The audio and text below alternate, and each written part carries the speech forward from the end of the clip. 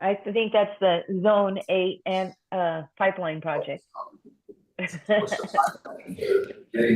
seems very right in context with our meeting today. I appreciate that. I always bring this up everyone. There, I blurred my background.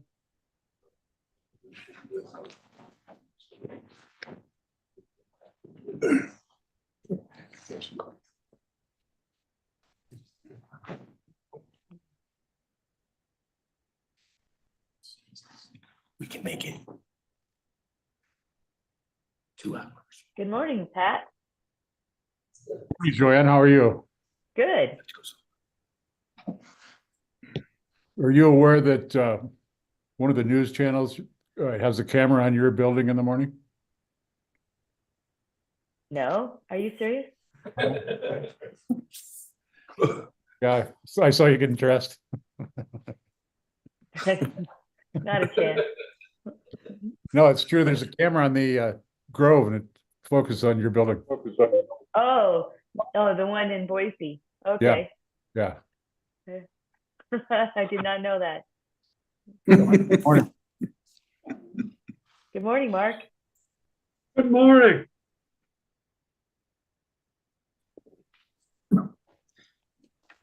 Good morning, everybody. Good morning, Brian. Okay, just not sure whether Jeff will join us this morning. He's meeting with Matt with the Bannock Creek groundwater users today. So if he does join us, he'll probably be on the road. Okay. So we're still waiting for Dale and Dean.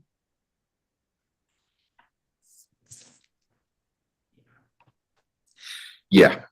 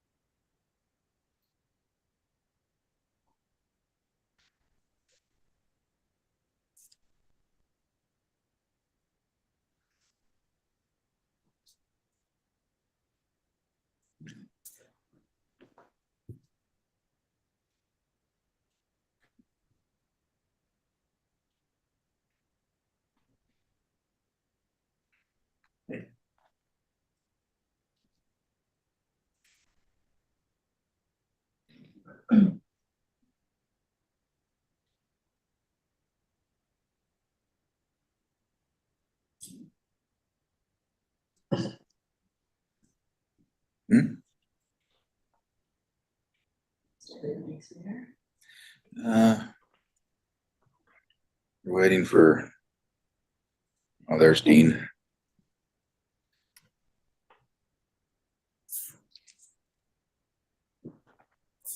Good morning, Dean. Yeah, you're on mute. Yes, I am. How you doing this morning? Well, it's Friday morning and it's my very last day at the Lloyd office. Is that a feeling of sadness? Yeah, it is. It is. But I don't have an office anymore, so I'm in the conference room. Did find a replacement for you? Yes, we hired him. He's been working the last 3 weeks. Oh, great. Yeah. Good. Yeah.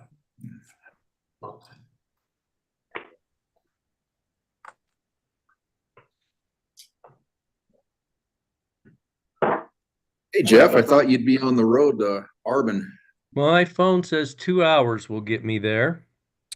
Okay, So I'm gonna be on for a bit. I'll have to sign off here, and then when I get headed down the road, I'll turn my iPad on and listen. I guess. I don't know. thought you'd be on the road to Arbin. My phone says 2 hours will get me there.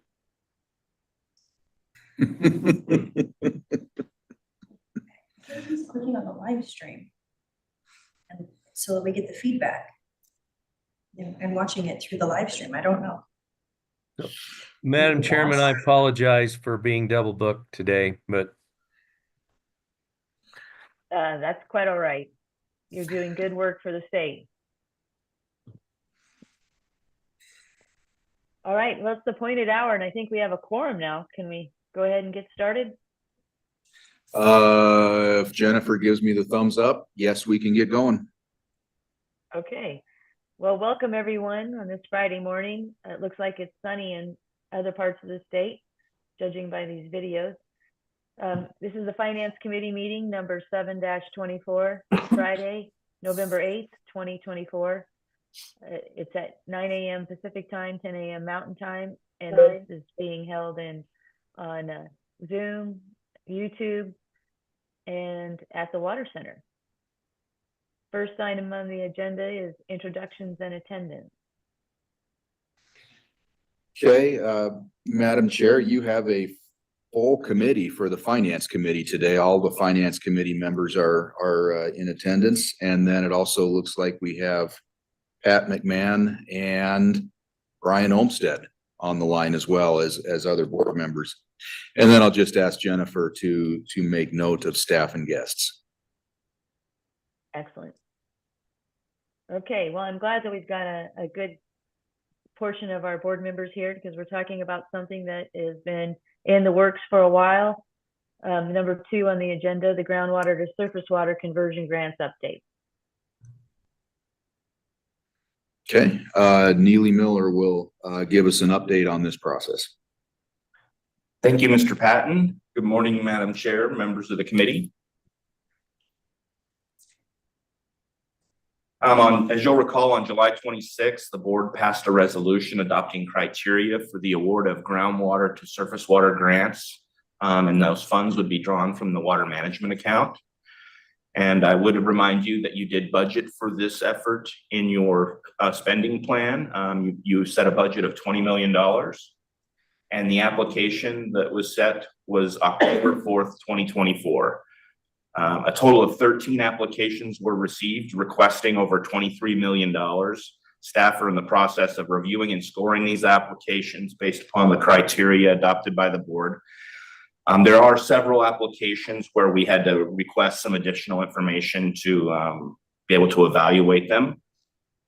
And staff plans to complete review of these applications in the month of November and will present evaluations and scoring at an upcoming finance committee to be scheduled in early December. And then I've attached here the list of applications that were received. I'm going to enlarge this because it may be hard to read. Hopefully that is, well, I'll try one more, see if it still fits. Yeah. You can see 13 applications here. These are just basically in alphabetical order. The Aberdeen American Falls Groundwater District is one of the projects. And then there's the Bingham Groundwater District here. There's several.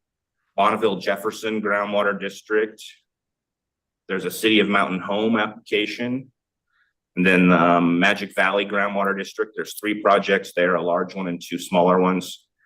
Then the Raft River project. I've put an asterisk there just because that's one that you've provided some aging infrastructure funds for, as well as a loan. I was just highlighting that. It's a similar part of the project, but it's the conversion portion of the project. Then the Snake River Valley Irrigation District. There's the last one. So again, totaling over $23 million. You can see the ones there that we've requested some additional information on. Looks like a good packet of a good set of projects, and very pleased that we received applications greater than the budget. I'd stand for any questions on the process or the timeline proposed by staff. All right, let's start with the committee. Committee members, do you have any questions for Neely over the applicant? Are there any questions from the other board members regarding the applicant? Madam Chair, I do have a question. Have we, as part of our evaluation of the application or maybe ranking of the applications, do we look at the area of the aquifer and the return flows, or what do they call them? Stream flow or spring flows benefited by these projects?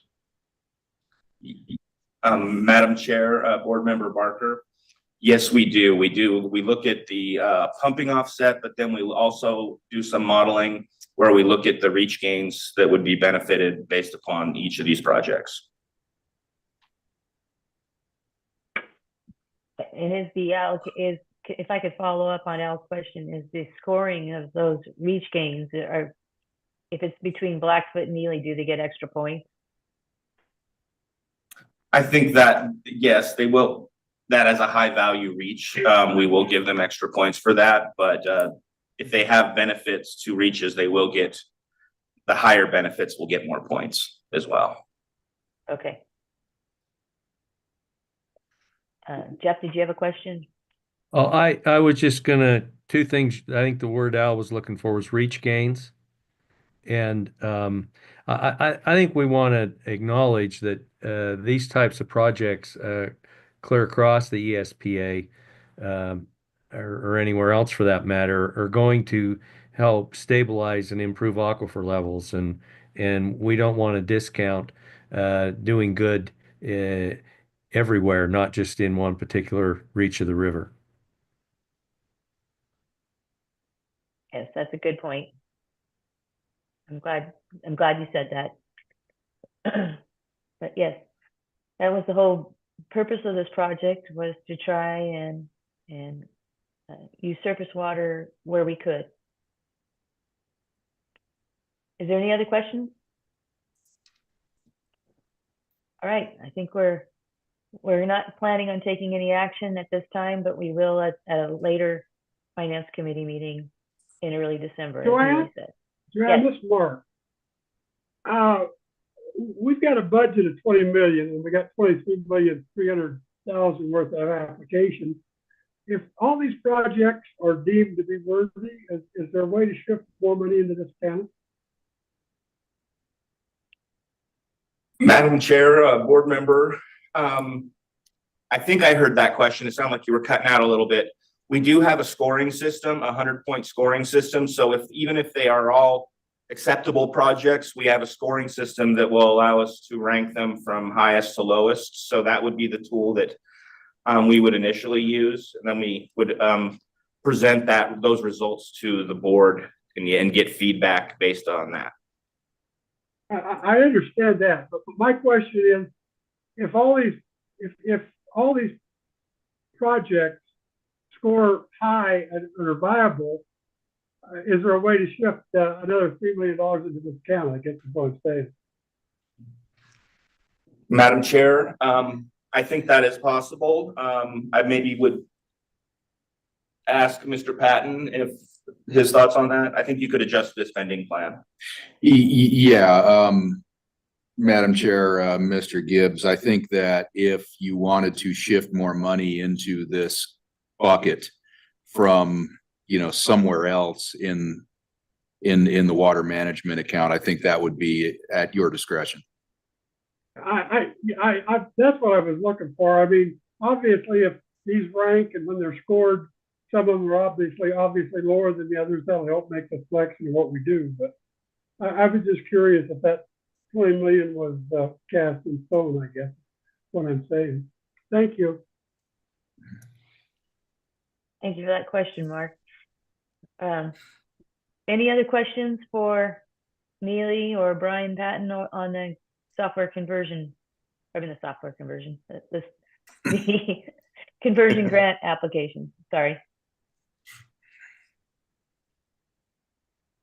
All right, I think we're ready to move on. Okay, Neely, are you going to introduce the Water District 63? I will. Okay. Thank you, Mr. Patton. Madam Chair, today you'll have a presentation on the Treasure Valley Water Supply Project.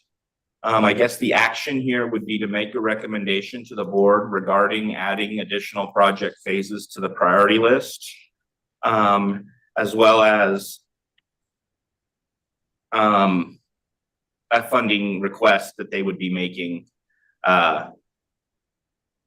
for funds for that. So with that, I would remind you that you had funded the phase one. It was added to the priority list in July of 2023. You did provide funds for that phase one. It has been completed. They will provide an update on that. And then you'll hear more about phase two and phase three, which they are requesting to have added to the priority list. And there will be funding requests associated with that. So with that, I think we have folks from the Water District 63 here, and I think Daniel's gonna kick off. Everybody hear me all right? Yeah, hit your mic. Is it on? Yes, we can hear you Yes. fine. Okay, awesome. Good morning, Madam Chair, Resource Board. Thank you for taking the time with us this morning. My name is Daniel Hoke. I'm the Water Master at Water District 63 here in the Boise River Basin. With me today is Mike Schubert with HDR Engineering. And we are presenting on the Treasure Valley Water Supply Project. Ready with this one? Mike, it's a PDF, so I think. Oh, it's just roll down. There we go. Agenda for our presentation today, we'll give you a brief project background, what led us to this point, a phase one update. We'll show you some of the data we've collected in that, the phase two funding request that we're asking for today, and a 15-mile creek regulating facility. It's an upcoming request, so that is going to be part of our phase three and mitigation for this project. This is pictures of the watershed here in the Boise Basin. On the left-hand side, you have an overview from Arrow Rock and Lucky Peak all the way down to Parma.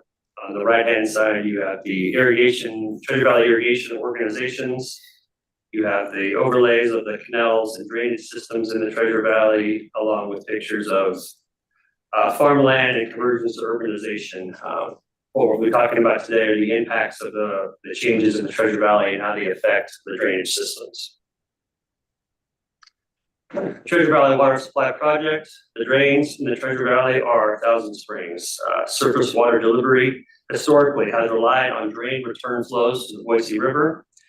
Changes to the Treasure Valley landscape, including land use, irrigation practice, delivery systems, operations, all have impacted drain flows. Water District 63, we are currently leveraging data collection, automation, and analytics to understand the changes and facilitate collaboration among all stakeholders in the Treasure Valley.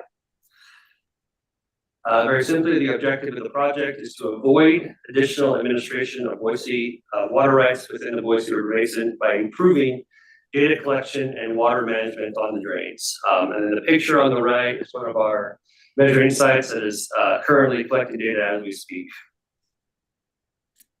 An overview of all the partners. As you can see, it's a very expansive list. We have Ada in Canyon County, multiple cities up and down the Boise River, private entities, including Veolia, Idaho Power, Boise State University, Treasure Valley Water Users, and then obviously, as you mentioned earlier, the Idaho Water Resource Board has been a great partner in this project.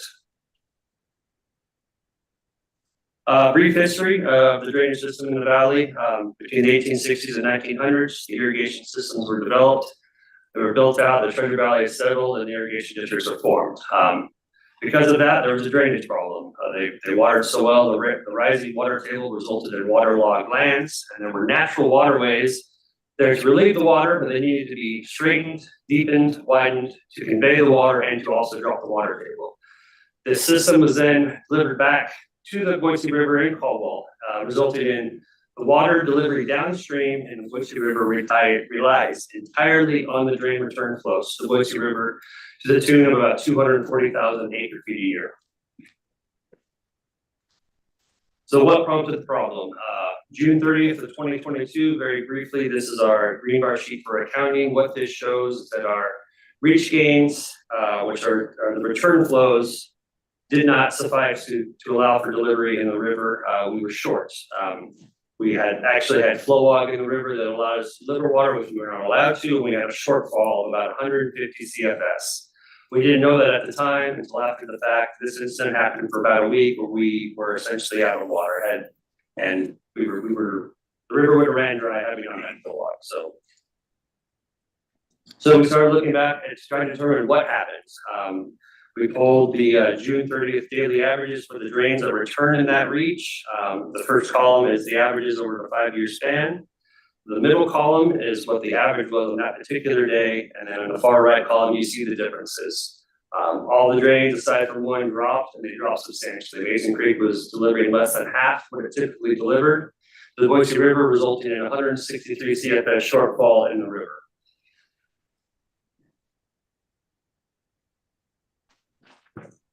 Lessons from June 30th. The remaining natural flow in the Boise River approached zero flow, which we call will notice. Here at the Water District, we should not have been able to make deliveries in that reach. We did not have the water to suffice to make deliveries. Here at the Water District, we need to understand real time and future drain flows to continue to properly deliver Boise River surface water to downstream users. If this trend continues, downstream water rights will likely be shorted. State law will then require Water District 63 to administer water rights on the lower Boise River and its tributaries. And part of that is the drains are considered tributary to the river. If lower Boise administration happens, that has an effect on every single water user in the Boise River Valley. Everybody from Parma to Boise to everybody in the upper basin. It'll have a long-standing effects on everybody. So what causes reduced return flows? It's all there's a list, this plus a whole bunch more, but we'll start with urbanization, irrigation practices, conversions from flood irrigation to pressure. There's preferential use of rainwater in the canal system. There's year-to-year water availability, groundwater levels, climate change, and then tighter management and water conservation that happens. This, along with many others, all contribute to reduced flows in the drains that return back to the Boise River. So what the Treasure Valley Water Supply Project is a 3-phase project. Phase 1, which is complete, that's the automation and data collection. That's the installation of the monitoring sites that are out there right now collecting data. That is the data collection and then starting to formulate monitoring analysis, moving us into phase 2, which is what we're working into now. Phase 2 is about 2.5 to 3 years of data collection, monitoring, analysis, that will lead us to phase 3, which is the outreach, collaboration, and mitigation options for potential water shortfalls in the Boise River Basin. The stated Treasure Valley Water Supply Project Phase 1 is complete. It was fully funded along with your help. We have all the equipment installed. We have the Boise River mass balance. We have a trend analysis, and we have a tributary flow evaluation that Mike Schubert will go over with you guys here. And this is a map of the monitoring sites. This is 35 of them. We have a few more that we're going to install to fill out this map as we see data gaps.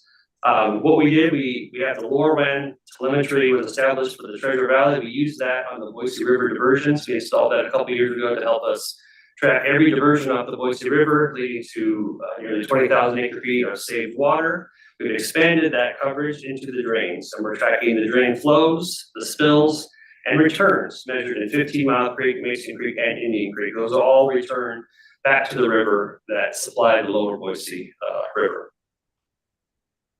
With that, I'll turn it over to Mike Schubert here to go over some of the data we've collected in phase 1.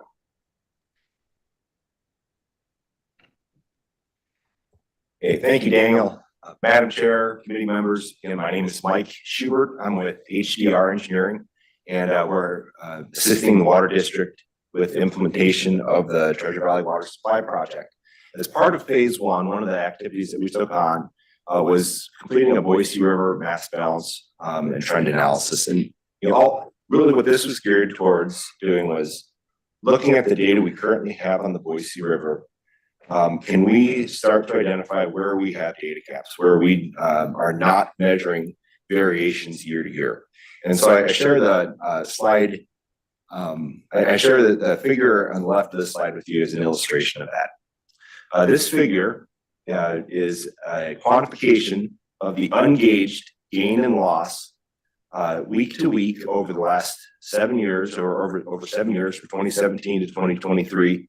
Again, the reach from Middleton to Caldwell, which is that critical reach that we've been talking about that provides that drain flow, from where drain flow and return flows provide downstream water. What we see here is really interesting. So, this is calendar year, week to week. Irrigation season, or if you look at your day of allocation, is going to be about week 25. And so that's where we see kind of two sets of data. We see the years 2017 to 2021.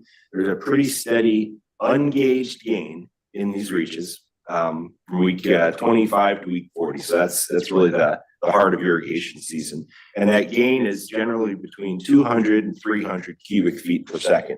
In years 22 and 23, and remember 22, June 30th, 22, that was the day. What we see is a deviation from that trend. We see a reduction in ungauged return to the Boise River. And again, this is calculated by looking at the flows, diversions and returns between Middleton and Caldwell. A reduction of about 100 CFS. So we saw in the gauged data a reduction in about 150, 160 cubic feet per second. When we look back at the Boise River gauges, there's an additional variation or deviation of 100 CFS between Middleton and Caldwell. So in reality, when you take this analysis, couple that with what we looked at from the drains earlier, there's actually 250 or 300 cubic feet per second less in the river downstream of Caldwell than the water district expected. And so what this slide illustrates is there are still blind spots we have in the data we're collecting on how much water is actually making it back to the Boise River. And this is critically important for the water district to be able to effectively deliver and properly deliver water downstream of Caldwell. In addition to the mass balance work, we've been coordinating and working with Dr. Kendra Kaiser. When she had done this work, she was at Boise State University. Dr. Kaiser is now the director of IWERI and is still working with our team. This is some work that she had done to evaluate the influence of urbanization and climate on irrigation return flows to the Boise River. And ultimately what this work was, it was statistical work that looked at a number of variables as they impact irrigation season yield in acre feet from different drains. The work concluded was the single largest influential variable in drain flow returns and in drain flow declines was urbanization. That's illustrated in the plot in the lower right-hand corner of the slide. What's also illustrated in that plot is that there's a lot of uncertainty as to the specific impact that urbanization has. Ultimately, what that points to is we don't understand the changes that come with return flow and urbanization. We need more data. We need to understand this to be able to predict and project future drain flows to the Boise River. So with phase one complete, our team is now moving into phase two, and that's the topic for the funding request today. Phase two looks to build on phase one to project and anticipate return flows to the Boise River. So we've talked about the data that we've seen from the gauges from 2017 to 2023 and 2024. As we look forward, where do we anticipate these return flows going, given trends that we see in groundwater elevations, given the development trends that we see and that we can reasonably project will occur based on community planning, based on changes to irrigation practice, again, more conversions from flood irrigation to pressure irrigation and improvements in delivery efficiency. And then also, as we start to look at these other projects that are going on in parallel in the basin, whether those be recharge scenarios or whether those be projects like the city of Nampa's efforts to to recapture drain flow and Boise River flow, how do those projects ultimately impact the deliverable water in the Boise River? How do they impact Water District 63's operations and how the Water District needs to manage the river? So that's one objective of phase 2. The second is to develop real-time data that informs Water District 63's operations day to day. As Daniel went through on the June 30th, 2022, the events of that day, the Water District saw that in hindsight a week after that occurred.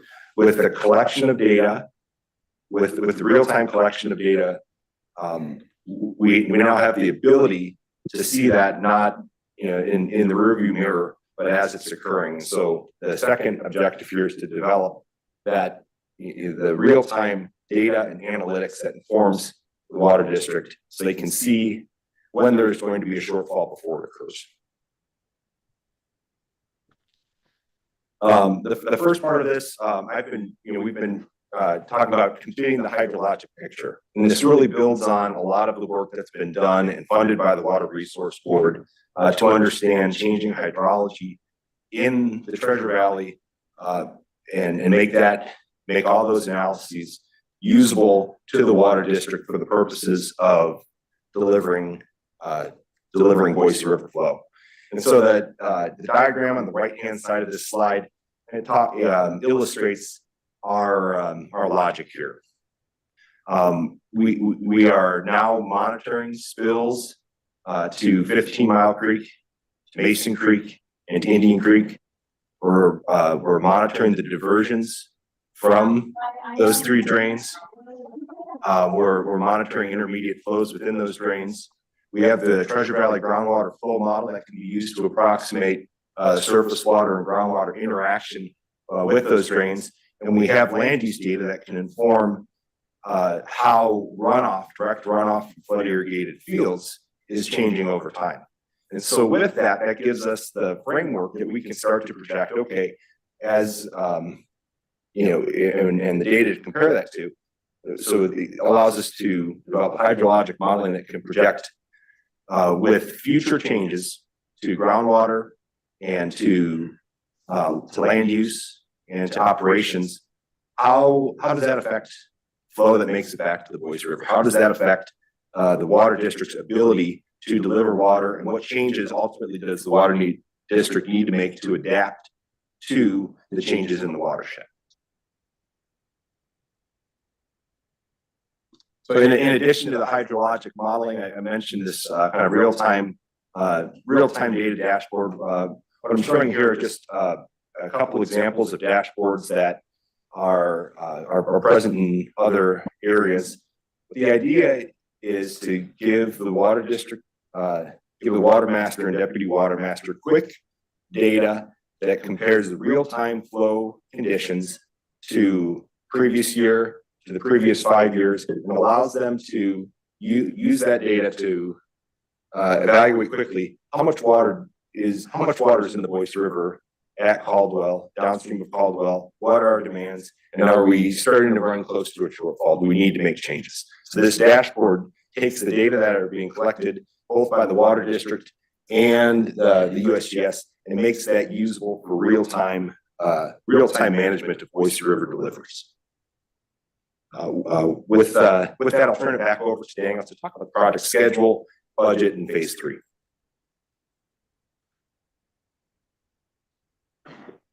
All right. Yes, thank you. So phase 2 schedule.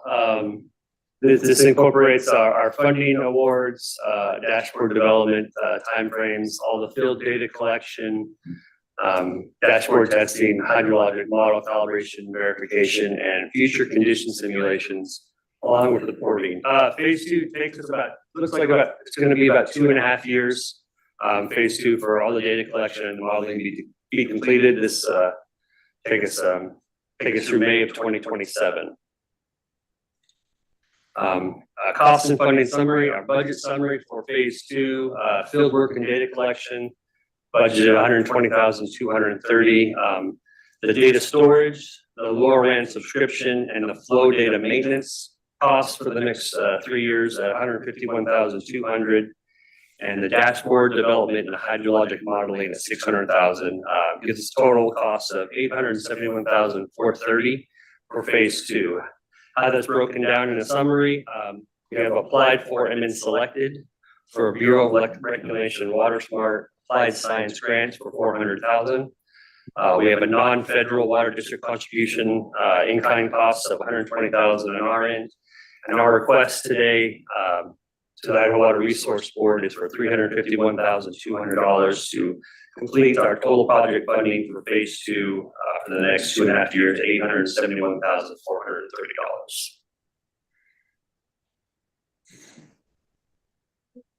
I wanted to touch base on phase 3, where this is all leading. Manage and mitigate hydrologic impacts. There's going to be surface water supply management and mitigation, along with groundwater management and mitigation.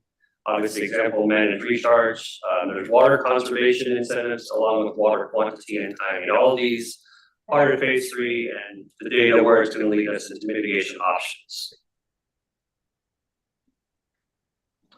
One very high potential option is the 15-mile drain regulation. This drain, daily drain fluctuations, along with this drain especially, impact our deliveries in the Boise River. The water district could regulate 15-mile creek. There are existing gravel pits near the Boise River confluence with adequate volume to handle these fluctuations. The graph on your left of the green bar shows the daily fluctuations anywhere from it fluctuates from about 30 to 80 CFS every single day. And as we make deliveries, the only reliable water that the water district can deliver are the bottom number, that 30. So every time it comes up and down, that is water we cannot reliably deliver. That is water that goes through the system and out that we cannot use. The graph, the chart on your right shows that 15-mile creek is the drain with the biggest fluctuation. They all fluctuate, but 15-mile creek fluctuates more than anything else. Here's an overview picture of that, what it would look like. You see 15-mile creek there running in between the two ponds. The pond, the 19-acre pond on your left is already there. Plan being we could take the fluctuations into the pond. What we would do is the pond would handle the up and down fluctuations from the creek. And what we would be able to do is have a reliable, steady discharge out of the pond back to the river. What that does for the water district gives us about 30 CFS every day of deliverable water that we otherwise would not be able to use. And that would take the fluctuations out of the river, giving us obviously more reliable water. We are in discussions on water rights with IDWR and what we need to do for that. We've talked to the landowner. We have an agreement we have talked to with them. And the next step along with that is engineering feasibility. The water district plans to submit a funding request to the Idaho Water Resource Board for engineering feasibility to do this in early 2025.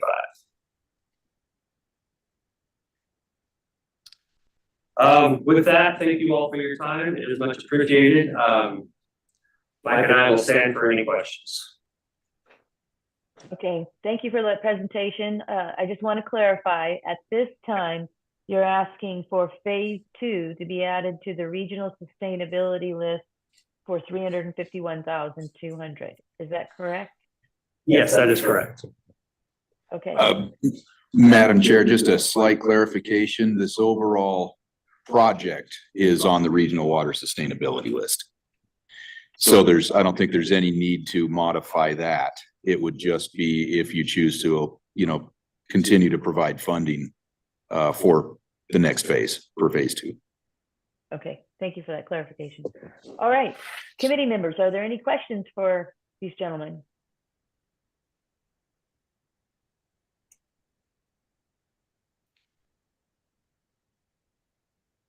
Am I not hearing any questions? All right, well, I'll ask a couple of questions. It looks like in your presentation that you incorporated previous studies done on the Boise River. Is that correct? I guess previous studies in regards to the data collection or the existing network that we're utilizing to track the data. That's not sure. We just want to make sure that there's not a duplication of effort going on that. Oh, yes. Yeah. The drains, that we are monitoring, there hasn't been any, data collection of those beforehand. Everything that we put in, there was nothing there collecting the data on the upstream, along with all the operational spills from the irrigation district. But these were all previously unmonitored and no data collection. So everything that we've installed, there was nothing there beforehand, to collect the data. So it's all new in the areas that we've installed monitoring devices. Yeah, please. And Madam Chair, I appreciate the question about, just making sure that this work is complementary to other efforts being pursued by the Department of Water Resources and the Water Board.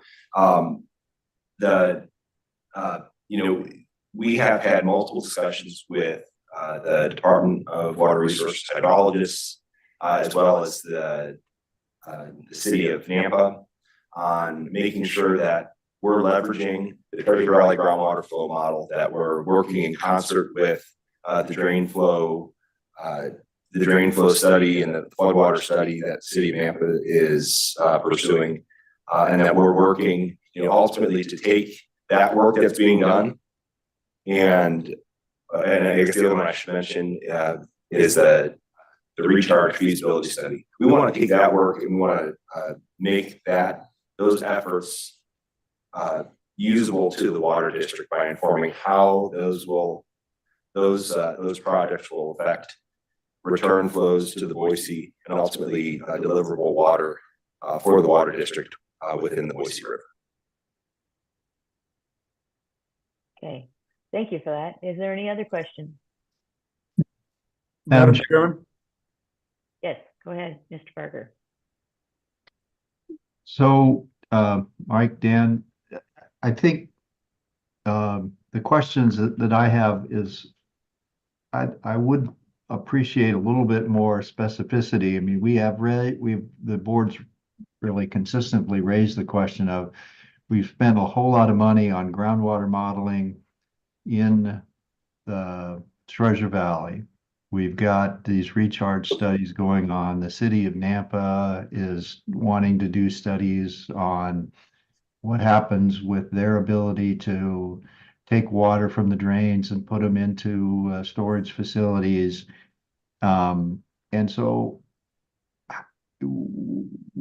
I guess we've asked for you to make sure that we coordinate with this so that we're not paying twice for something that the water district is doing, that these other studies are also doing. And I guess, the question is, how is it that you're going to incorporate all of this information, and how does that affect the total project cost? Yeah, first try that. Yeah. So Mr. Barker, I think the first maybe the first part of answering that question is how, specifically, how do we incorporate the Treasure Valley groundwater model, the data from the recharge feasibility study, which was again leveraging the Treasure Valley groundwater model, and the city of Nampa's drain and floodwater recovery work into this. We're in coordination with the city of Nampa on that study specifically. So we don't have the data from that yet, so I don't think I can talk specifically to that. But from the Treasure Valley groundwater model and recharge study, both of those studies are, leverage the groundwater model. And we're not looking with this study to replicate groundwater modeling that's been done previously. What we're looking to do is to leverage each one of those models has a consideration for groundwater and surface water interaction. What they don't include is modeling of the actual operations, the spills and diversions at a granular level that we're seeing the water district needs to identify if deliveries can be made at specific locations. An example of where this has been done would be with, in Nebraska, there's a modeling framework called Cole-Hansen. And what that is it's really three models that are coupled. There's a mod flow, groundwater model of the Platte River Basin. There's a surface water operations model, and then there's a runoff model. Our framework is somewhat similar to that.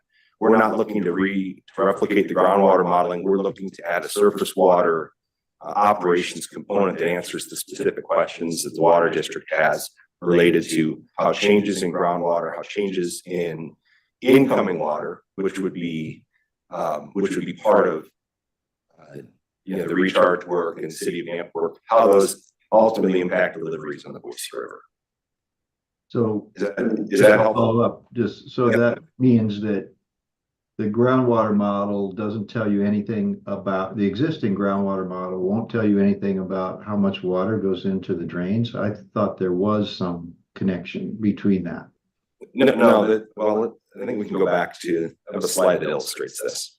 So the groundwater model is, the input from the groundwater model is shown in orange on the schematic. So there's, the flow available in a drain, and ultimately the flow that makes it back to the Boise River is a function of a number of things in irrigation season. Outside of irrigation season, which is when the groundwater model was calibrated, runoff from flood irrigation, irrigation diversions, and spills to the drains, all of those are essentially zero. During irrigation season, we know that there are system operations in the ways of spills and diversions, and we know that there's direct runoff. The groundwater model is not, and was not calibrated during irrigation season, and really isn't the right tool to be able to evaluate those surface water connections. So the groundwater model is an input to an operations, to surface water operations model. So it's an important input. I would say it's almost an important prerequisite for this work, but it doesn't complete the picture that allows the water district to leverage those data during irrigation season. Okay, so do other water districts in the state have this kind of modeling capability?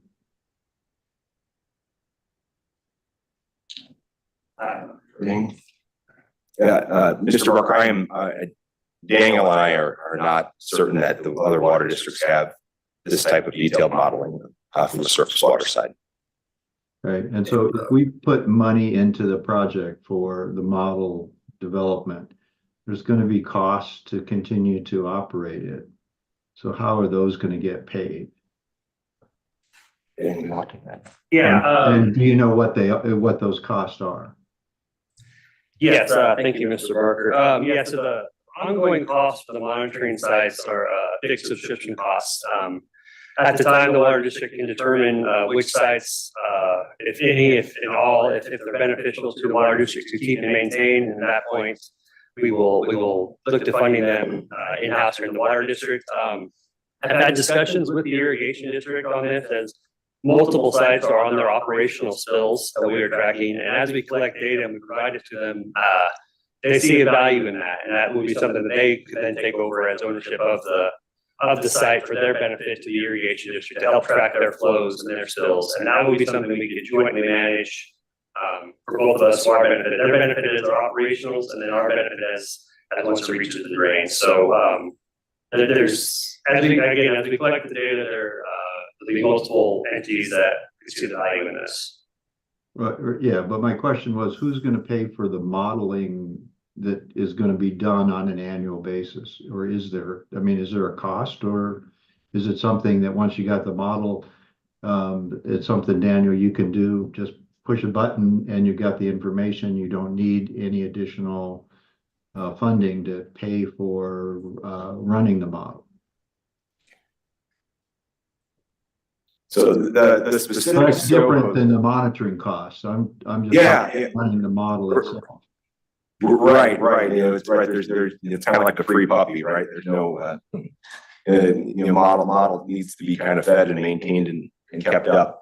The scope of this project includes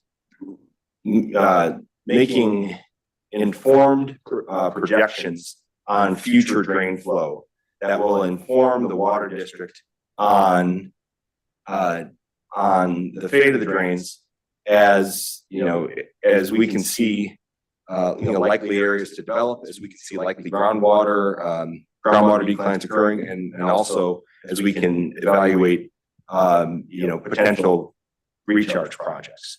Obviously, we have a limited timeline in which we can make those projections, make the simulations, and publish that. If additional work needs to be done, I think the model would be updated at a future date. Right now, there's not a certain projection anywhere on how the drains respond to the cities and the counties' comprehensive development plans as the Treasure Valley develops. And there's also not a tool that can be used to evaluate drain flow given groundwater. And so this project develops that tool. If it would need to be updated at a future, if the conclusions from the study would need to be updated at a later date based on additional data, I think that would be the water district's project to take on. But again, the scope of this is to develop those projections and develop the tool that allows the water district to do that. The other, so that's the modeling. The other part of that would be the dashboard, and the dashboard would leverage data being collected, and the idea there is that would require limited maintenance as we move forward once the framework is set up. Okay, so if I could interpret that, what you're saying is there's minimal cost of operation that will be absorbed by the water district. And if there's a need to update the model in the future, that's something that will be addressed in the future. Do I understand that right? That's correct. Okay. And so my last question is, we've got a whole list of participants, people who are interested in this project, but it doesn't look like any of them are providing any funding support for this project. Yeah, Mr. Barker, yes. All of the project sponsors here provided funding for phase one. All of them contributed various amounts for phase one, for the phase one startup of it. For phase two, we have the applied science grant to cover half of it, and in anticipation going forward that all of these partners obviously saw the need and interest in the projects, whether they're commitments, and they'll be involved in the phase three funding and any ongoing funding going forward. But everybody on the screen here has already contributed money to this project. I guess except for reclamation, which is provided, and you did say that you got approval for that Water Smart grant? Yes, we applied for it and have been selected for the applied science grant for $400,000 for phase two. Yes. I'm sorry that I couldn't hear that very well. They have approved it? We have been selected, yes. They're waiting on funding match from us. Those are the questions I have, Madam Chairman. Thank you for the opportunity. Yes, thank you for asking those questions, Board Member Barker. Are there any other questions? Yes, Madam Chairman, Pat. Go ahead, Mr. McMahon. You obviously have a very large and complex system, and I was wondering, what are how many monitoring stations do you have currently, and what do you anticipated build out?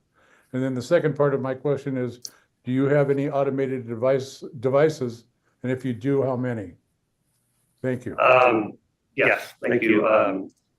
Answer your first question. As far as this project goes, we have about 38 installed. We have more to install based on where we see any sort of data gaps as we collect data.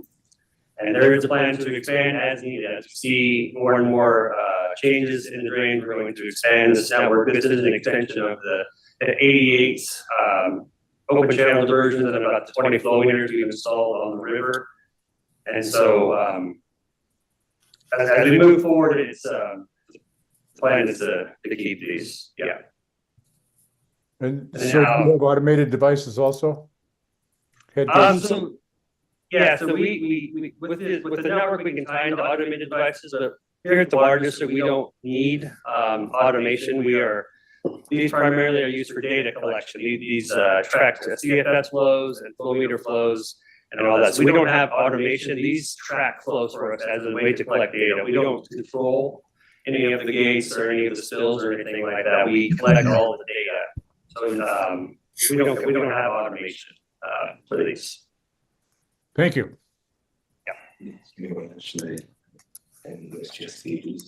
Oh. Yeah, and also, sorry to expand on that, there are USGS gauges and IDWR gauges that are automated in the drains as well that we are able to utilize. So we use all of that data, tying it all in together, so. Those are all incorporated into your system. Yes. Thank you. Okay, any other questions for our presenters today? Madam Chair, Yes, Brian go ahead. O here. I've got a question for Mike. Yes, Mr. Olmstead. Yes. Yes. So the re-regulating reservoir, are you already doing the engineering on that, or is that waiting till the study's done so you can decide? Because, I think you're going to find it very valuable, and I hope it's on a fast track. Yeah, that's the next one on our, that's really the next item on our list to go after. Currently, as Daniel mentioned, we're in discussions with the Department of Water Resources regarding the nature and necessity of a water right. In addition to that, we're currently in landowner discussions with the landowner about a landowner agreement. The engineering feasibility that needs to be completed there is really a couple of things. Taking a look at the ability for us to divert and measure water into and out of those ponds, taking a look at the drop we have and how far upstream we might have to put a diversion on 15 Mile to make that work as a gravity flow system. It's also going to be taking a look at the seepage. Those gravel pits are unlined and they're right next to the river. So we need to be able to anticipate how much seepage would occur from stored water in those gravel pits to the Boise River to evaluate, what kind of surface water measurement we would need. And so that's the, those are the things that we're looking at. And then ultimately it would be laying out a kind of a concept level. Okay, so based on the hydraulics and based on the seepage analysis, where do we need structures? How big are those structures? What are the measurement devices? And then fast tracking that. Okay, thank you. You bet. Okay, any other questions from any board members? All right, I think we're to the point now where we could entertain a motion on whether or not we want to consider phase 2 funding for the regional sustainability list for this project. Board Member Van Stone, I see that you lit up here. Did you want to say something? Well, the cost that we're going to be voting on here is $871,430 recommendation to spend on this phase 2. Is that correct? I didn't quite catch what you said. But go ahead. Madam Chair, I can answer that question real quick. The total cost for phase 2 is the 851 here. I go down here to the budget summary. The 871, is the total cost for phase 2. The ask of the resource board today is for 351, 351,200 is the ask today. The total cost for phase 2 is 871. So right now, we're just talking about the 351 for recommending to approve. Yes, that is correct. Okay, I'll make that motion to go ahead and approve that amount of money. I will recommend that we approve it to the full board. Okay, thank you, Dale. Is there a second to the motion?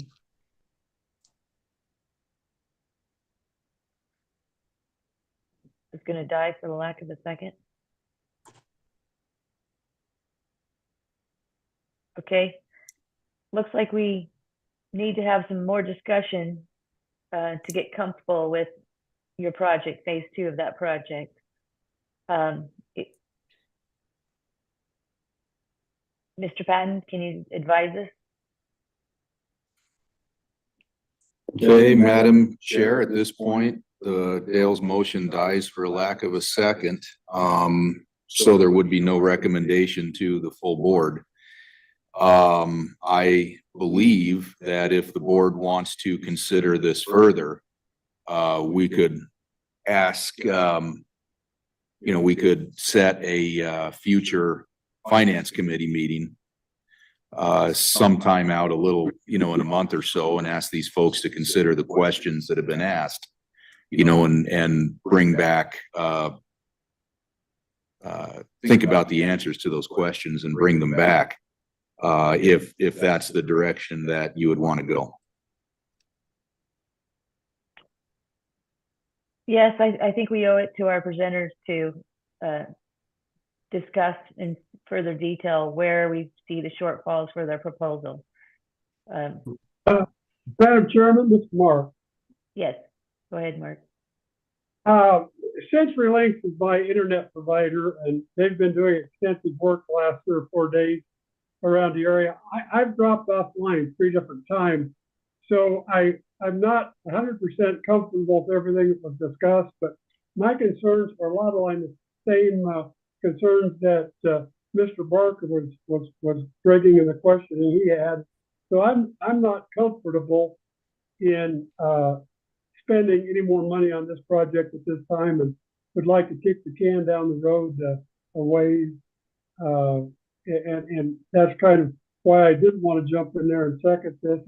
I felt like there's some things that I missed out in the presentation. So that's my position today. Thank you. Okay, thank you for clarifying your position, Mr. Gibbs. Is there any other comments on this project before we move on to the next agenda item?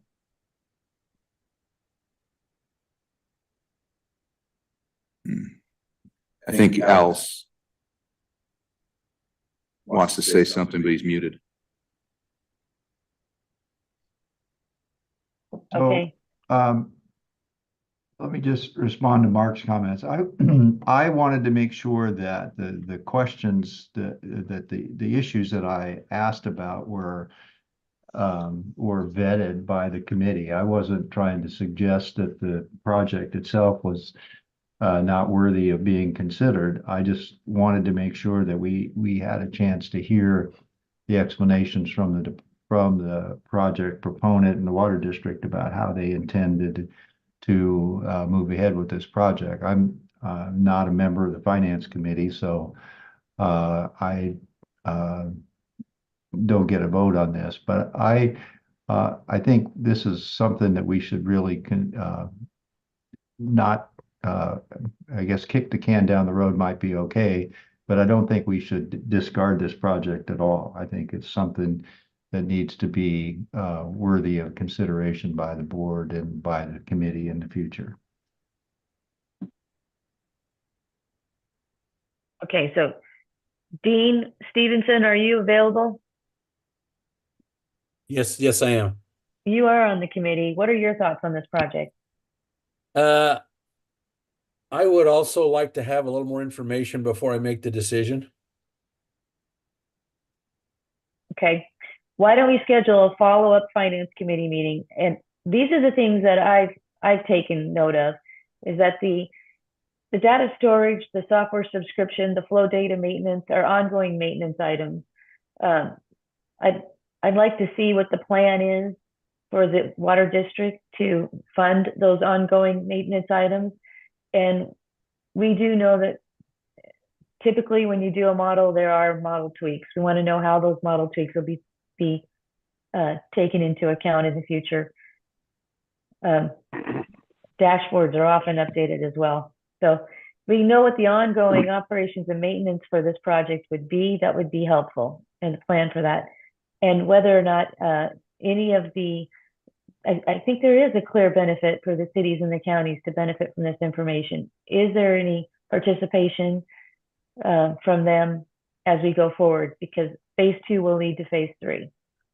So if we could schedule a follow-up finance committee meeting with this, with more clarity on the project, that would be my recommendation.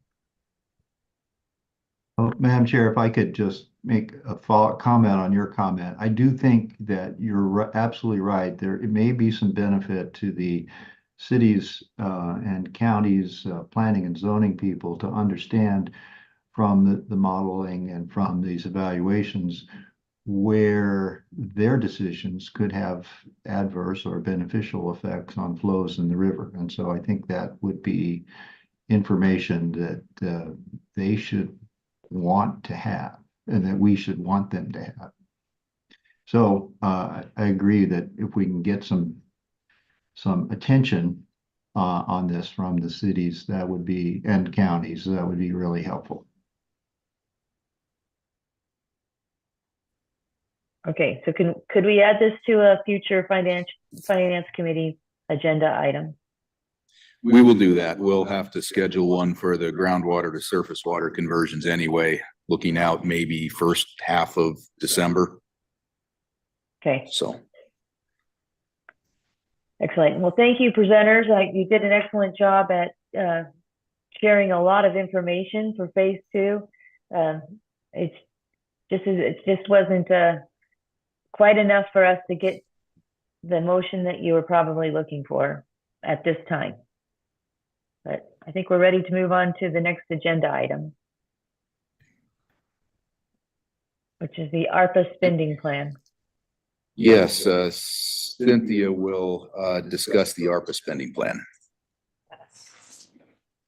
All right, good morning, board members and Madam Chair. I'm going to go ahead and just share a slide here for you all. Let's see, I'll wait till that comes up. Excellent. And this will be a very brief update. Really, we just want to bring to your attention some of the progress that's been made in allocating and obligating the funds, the ARPA funds specifically. So again, that's the American Rescue Act Plan funds. The information that's shown on the table here was presented by Chairman Raybould at the Natural Resources Interim Committee just a couple of weeks ago. And as you're all well aware, the board developed a spending plan and passed various funding resolutions for the $250 million that has been set aside by the governor and the legislature to support water board approved projects. The federal ARPA guidance requires that funds are obligated and under contract by December 31, 2024, and also that those funds be expended prior to December 31, 2026. And so as of last month, the entire $250 million of ARPA funding has been obligated through contracts. And that you can see that on the slide here. Again, those projects you're all very familiar with. I won't walk through them here today unless board members have questions. But many of the projects that were authorized to receive, or many of those projects are authorized to receive either ARPA funding or funding from the water management account if needed. However, the ARPA funding and disbursement will be prioritized. Just as a reminder, to date, the board has received $200 million, 200 million of the $250 million. The additional $50 million will be received by the board in FY 2026. So as of September, over $100 million has been issued in payments or has been dispersed to support these projects. And the project contracts have various provisions that will allow for payments and installments. to accommodate the timing of the receipt of that final block of ARPA funding and allow for disbursement of all of the funds by December 31, 2026. So that is actually all I have for you today, but certainly stand for questions. And just happy to report that that we have all of those projects under contract at this point. Excellent news, Cynthia. Thank you for that. Any other questions for Cynthia regarding the ARPA funds? All right, let's move on to the next agenda item. Number 5, the Bureau of Reclamation ESPA Telemetry Grant Program. Okay, Justin Ferguson will take the lead on this, Madam Chair. Welcome, Justin. Welcome. Good morning. Seems like it's morning. been a long time since I've been to a finance committee. It's nice to be back. So just to kind of start off, the board was awarded a $2 million grant through the Bureau of Reclamation to help promote water conservation throughout the ESPA.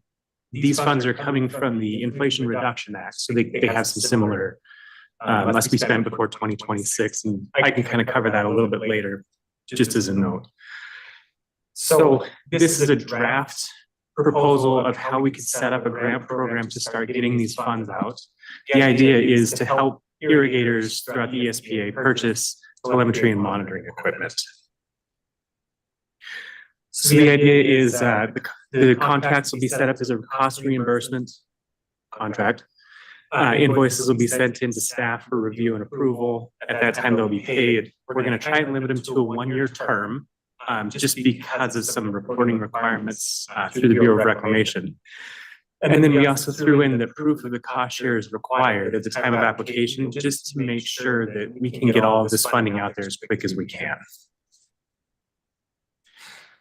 So to jump into the qualification criteria, a lot of this is in line with our other grant programs. Eligible projects will be for the purchase of monitoring and telemetry equipment for both surface and groundwater diversions throughout the ESPA.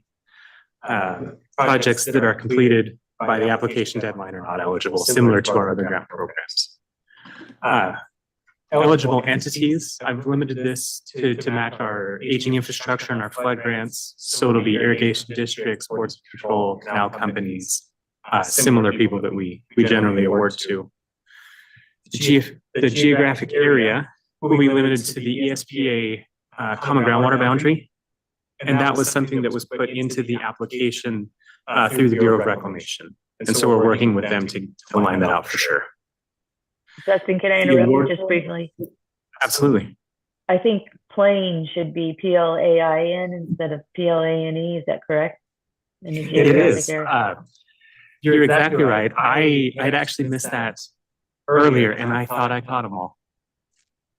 So you're exactly right. I'll have to fix that. So this kind of gets into the area that I was looking for feedback from you all. Right now, we've proposed a 50% cost share up to a maximum of $250,000 per contract.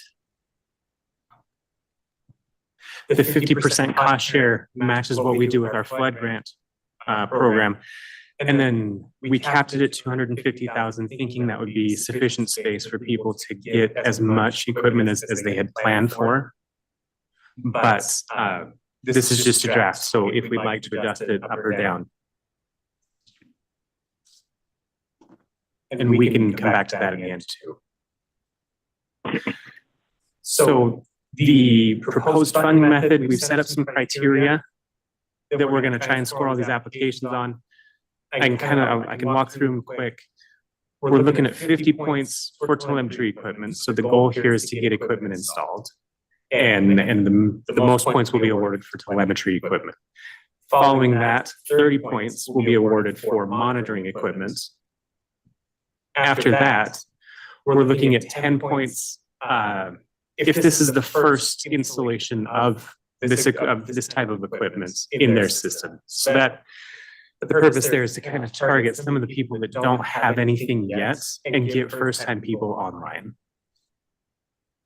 Following that, we've got 5 points for the description of the equipment installed. This is this is kind of a presence absence points award. So we don't necessarily have any input as to what equipment they're getting. It's more, we're looking to gather information on what systems are being installed. So if you can tell me what you're planning to install, you can get 5 points. If you're not sure yet, that's fine. We just can't award you the points.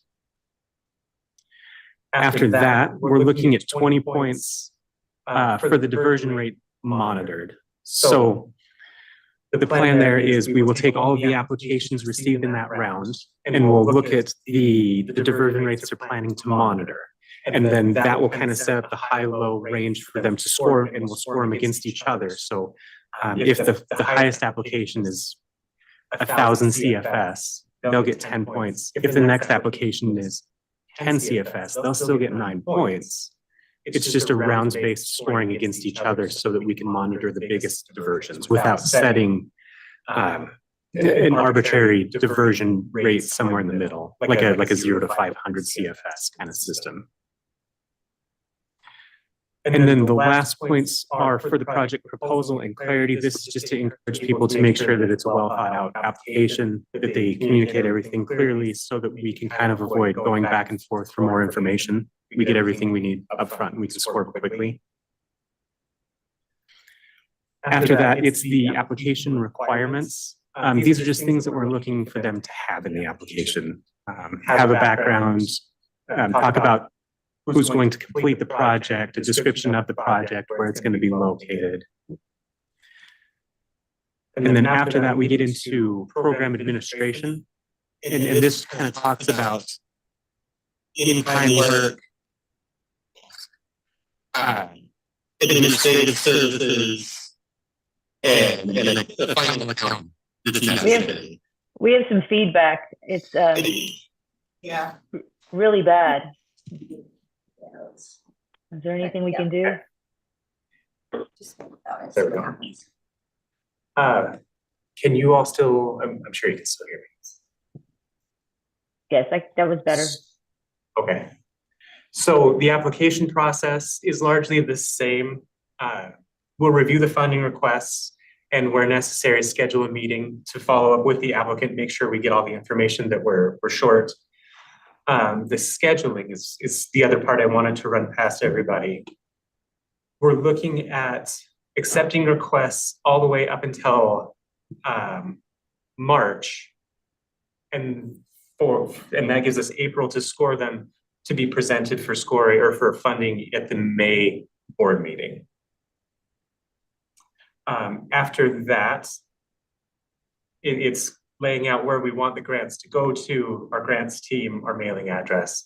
And that's kind of it. I tried to keep it as close to our other programs as we could, but I would welcome any comments or questions or. All right, thank you, Justin. I do have a question. Is there any advantage to using to economies of scale if we use the same telemetry system across the Eastern Snake Plain Aquifer? So with this grant, we're with the requirements from the Bureau, we're encouraging others to go out and buy the equipment rather than us. And then we're specifically going to avoid installation because that'll be at the discretion of the canal owner. I think if we were to purchase them, it could be possible. But then we would worry about things like warranties and maintenance, and we would want that to be available to the canal companies themselves. But are we going to try to have them speak with each other across the Eastern Snake Plain? I would encourage them to do so. Then should we have a short list of vendors that would provide compatible equipment? I see Wesley has joined us. I might have to defer to Wesley or Brian. I'm not positive about a list of preferred vendors. I apologize for the glow behind me. Part of my concerns for that, Madam Chairman, is it's really hard to say what's going to work for each individual system. And I think to a certain degree, at least my read on it, and maybe I'm wrong here, they're just getting up to speed of like, okay, what do we need? What's going to work? My thought is, and I want to really underline this is my thought, I think this is something they really need to work out for themselves of what's going to work better. I know exactly where you're coming from, that yes, it would be great if everyone was on the same system, but I don't know all the complexities or the individual problems each system's going to have. And so that's why I kind of leave it up to them to figure out what system that they use that they want to get in. How I kind of view it is this is the first step of getting them going, getting them rolling. And there's going to be other iterations after this once they get the data together of, okay, how do we collect that and how do we get it back to the department? Madam Chairman, this is Jeff. Excuse me because I'm driving, but I don't think we want to get in the business of picking winners and losers as far as letting the free market dictate which applicants use what equipment. I think that's not a good idea. I think there are some economies that could be achieved by that, but I don't think we know enough about what systems are there, what the longevity of those systems are. I just think it's best if we don't get in that part of the decision-making process. Okay. And Madam Chair, this is Al. I would also add that I think we want to be careful about that because of our public works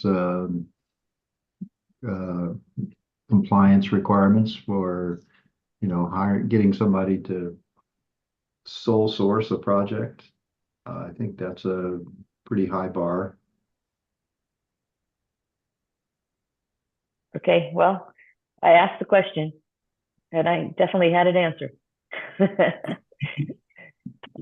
Okay, is there any other comments for Justin or questions about this potential criteria for this grant program?